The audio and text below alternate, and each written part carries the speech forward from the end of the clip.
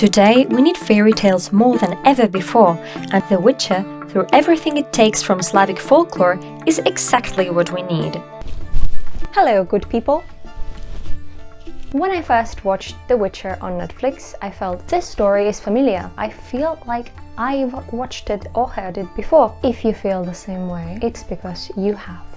The Witcher is really good at something besides killing monsters, and that's taking the monsters and the stories themselves from Slavic folklore. We are going to analyze which creatures, which storylines, and which character come directly from Slavic folklore stories and the deep mists of time. If you stick around till the end, we'll find out whether it's possible to even steal from folklore at all and why it matters. The first thing I did was watch the entirety of season 1 all over again. Honestly, anything to escape my impending to-do list and final exams on the horizon. Then I went to the source itself, the fairy tales.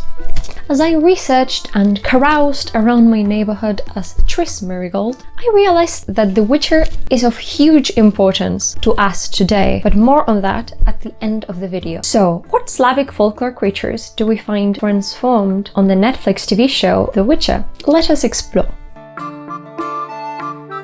We see this character in episode 2 of season 1, which is called 4 Marks. We see the villagers of Posada hiring Geralt to hunt down this devil. He's been stealing all our grain. So Geralt heads into the mountains to go check out this devil, and when he does appear, he's pretty aggressive. He turns out to be a sylvan. His name is Tork. You're an intelligent creature! I think he has a tail. Does he have a tail? But he isn't exactly malicious. He's been stealing grain from the villagers for the elves, who are a minority group that's been displaced from their homes and taken refuge in the mountains. But wait, I hear you say, Tork is a sylvan. Wasn't he a devil? In Slavic folklore stories, devils, or chorts, are malicious shape-shifting monsters. Their true form is a small man with a hairy body and goat-like characteristics like hooves and a tail and horns. Maybe imagine your Christian devil, but like really small. Some individual chorts have been said to be the sons of Chernobog, the god of bad fate, and Mazana, the wintertime goddess of the rebirth of the year. In many folk stories, the chort appears exactly as an evil character, but more of a rogue who offers other characters a difficult choice. He might try to trick you by offering you money or power in exchange for something like your soul. And this turns out to only really harm characters that are already bad or greedy. In other stories, the chort befriends the hero and helps them by giving them something important for the journey. How does the chort appear in Netflix's The Witcher? He's a sylvan, patron of the forests from Roman mythology. He has the typical appearance of a chort. We actually see how a lot of the complexity is preserved. Humans are quick to give him a bad name. Tork doesn't have bad intentions, although his actions do directly harm the humans. They have less grain now. But in the end, he actually helps Geralt. He's different. And saves his life. The second monster from Slavic folklore stories is the kikimora. Story time. The first time I watched the first episode of The Witcher, I was having a beautiful meal. I think it was sushi. And then I don't know how my brain managed to forget the traumatic memory, but when I decided to rewatch the season, I was also having a beautiful meal.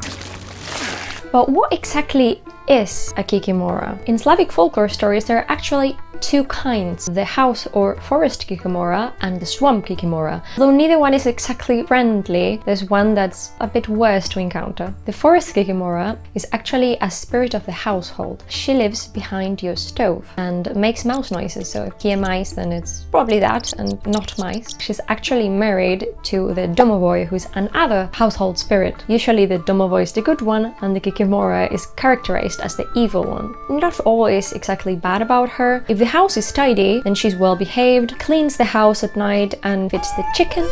If your house is untidy, she will get angry and start breaking things. The name kikimora contains the suffix mora, which means bad dream or evil nightly spirit. There are a few ways to prevent a kikimora from giving you bad dreams. You can leave a broom by your door, put a belt around the bed and over you as you go to sleep, or say a prayer poem, belt up.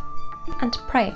The swamp kikimora is less easily deterred. She's an ugly, scruffy, thin old woman. She just looks terrifying. And she's dressed in grassy, moss-like clothes. In stories, she will take travelers off the road at night. I guess she eats them. You can recognize a swamp kikimora by her wet footprints. In the show, we certainly have a swamp kikimora. When Geralt murders the kikimora, he actually takes her to the mayor of the town, tries to get a bounty he stole by Marilka. The mayor will not pay him for it because Kikimoras are useful. Population control. They did transform her appearance. Instead of a weird old swamp lady, you've got a mixture of Venom and Shiloh. I don't really think you can avoid getting eaten by this kikimora by putting a belt over your bed. The last Slavic folklore monster that the Witcher transforms is the striga, or in Polish, striga? I don't know how to pronounce this. The internet apparently doesn't either. This is technically a demon similar to a vampire, taken directly from Polish folklore. A striga looks like a human but deadish, kind of blue. Historically, the striga comes from the Strix of Greek and Roman mythology, which was something of a bird of ill omen that disemboweled infants and ate human flesh, as you do. This is definitely the direction in which Polish folktales go. The striga is a kind of flesh-eating vampire witch monster that attacks animals or travelers by night, sucking out their blood, eating their insides, and it's somewhat of an undead. Strigas can appear in a number of different ways. Sleepwalkers can be strigas, or people without armpit hair, or people born with 2 hearts, 2 souls, and 2 sets of teeth. Get checked.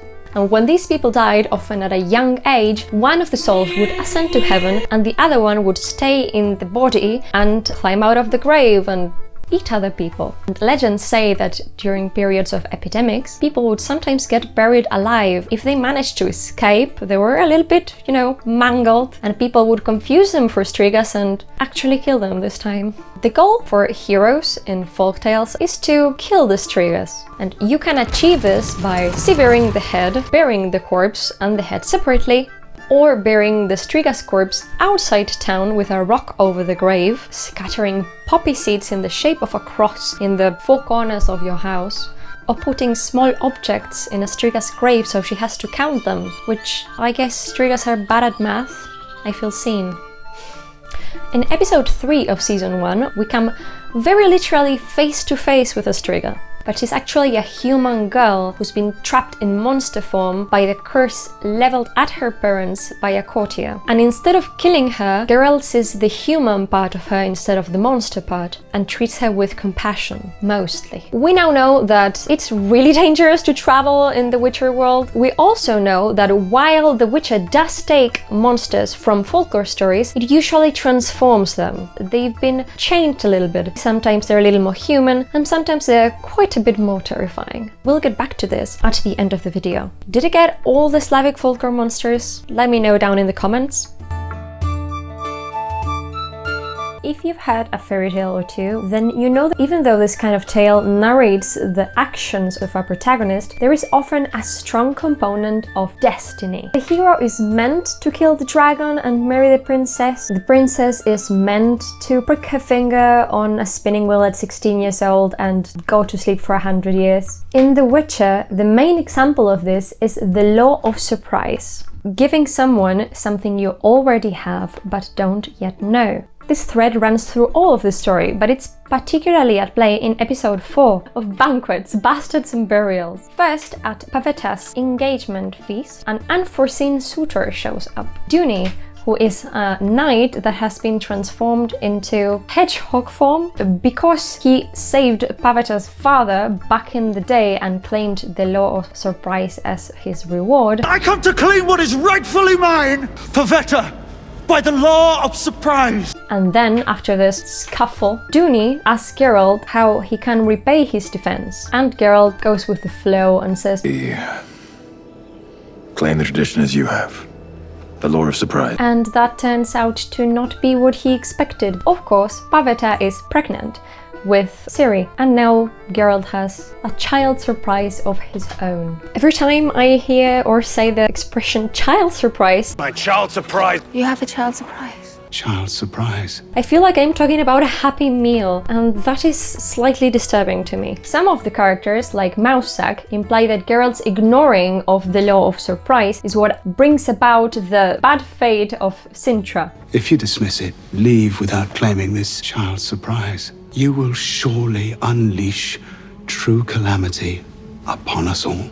Because he somehow made Destiny mad. Maybe because Destiny's trying to get him to stop being a deadbeat godfather. In Slavic folktales, we actually have something like the law of surprise, blind promise or rash boon. Something a character of a story promises another without actually knowing what they're promising, often with catastrophic consequences. In the Russian folktale, the Caesar and Vasilisa the Wise, a human king helps an injured eagle that, as payment, gives him 2 magical caskets. The human king opens them and then can't close them until the Caesar or the Sea King offers his help, in exchange for what the king has but doesn't yet know, which is at home his unborn son. By using the same element, the show is doing 2 things. It's setting the story in a fairy tale world where destiny clearly plays a huge role. You can't outrun destiny just because you're terrified. It puts the theme of destiny front and center, and unlike in fairy tales, where there is usually a definitive answer, here we don't actually know.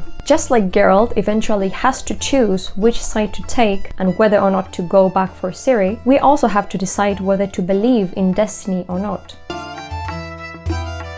The character taken from folktales is Geralt. It's been Geralt all along. Now hear me out. You might be thinking, Geralt has nothing to do with folktale heroes. After all, he literally says, I'm not a hero. Smell of death and destiny, heroics. It's onion. What makes a folktale hero, well, a folktale hero? There are a few key characteristics. A miraculous or uncommon birth. He or she are portrayed in a positive light and carry out noble deeds. They undergo adventures as opposed to solve the main conflict. They usually start off as a young person who is transformed at the adventures they go through and become a well-adjusted, successful member of society. So the folktale hero usually embodies societal values. And they're ordinary, which means we can identify with them unambiguously. So Geralt, the son of a sorceress who is supposedly made infertile by her use of magic, has a miraculous birth. Although his society doesn't really see him as noble, we do. He definitely undergoes adventures and is working towards solving the main conflict. And we also get a glimpse of young Geralt, and we come to understand, at least a little bit, how he came to be what he is today. Geralt certainly doesn't become a successful member of society. In the Witcher universe, he is an outcast. Butcher of Blaviken! But even though he doesn't embody the values of his society, he definitely embodies our values, like compassion. We can identify with him unambiguously because we understand his complexity. Just like Geralt, we often feel trapped between bad choices. If I have to choose between one evil and another, then I prefer not to choose at all. And he's swept around by forces that go beyond his control. The world to him often feels hopeless, like anything he can do is not enough to fix things. And the only thing he feels he can do is to not choose. I can imagine Geralt just doom scrolling. But we can also hopefully identify with his action. He's doing the very best he can with a pretty awful hand that he's been dealt. And every time he's actually forced to choose, he chooses compassion and chooses to deal with the consequences of his actions. Fairy tales serve a meaningful social function for revelation. The worlds projected by the best of our fairy tales reveal the gaps in our immediate society. That's why I think that The Witcher is a fairy tale for today, and a pretty effective one at that. It's telling us that even though we can't often affect the big picture, we can still do some small, courageous, compassionate actions that have an impact in other people's lives. Do you agree or disagree? Do tell me down in the comments. For more in-depth videos about fairy tales and the hero's journey, do subscribe and ring the bell because the video is coming. So the big question is The Witcher really stealing from Slavic folklore stories, or is it more like echoing, like the empty void inside my soul? We've seen that The Witcher from Netflix transforms pretty much everything that it takes from folklore stories. Now it's time for the truth.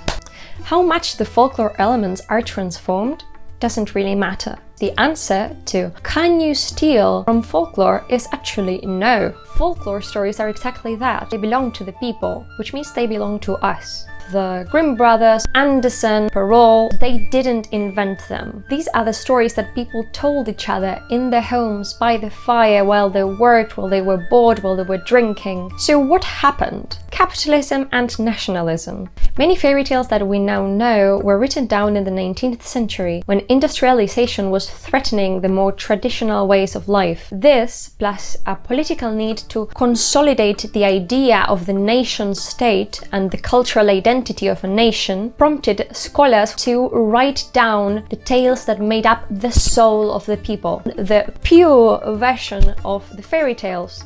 But no matter what any author or publishing house says, there is no pure version of a folktale, because it's passed down from immemorial times and it is ours now and forever. And we have the right to change them, to tell them and retell them however we will please. I personally think that the stories we tell can actually change the world. That's precisely what The Witcher is doing. So go forth, children of darkness, and spread your gospel of calamities onto the world. Tell a story, any story, to anyone. If you enjoyed this Witcher analysis, hit the like button, subscribe and ring the bell. And if you want to learn more about European folktales, check this video right here.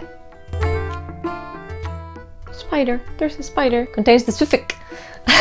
Lex, look at it! While they were leaving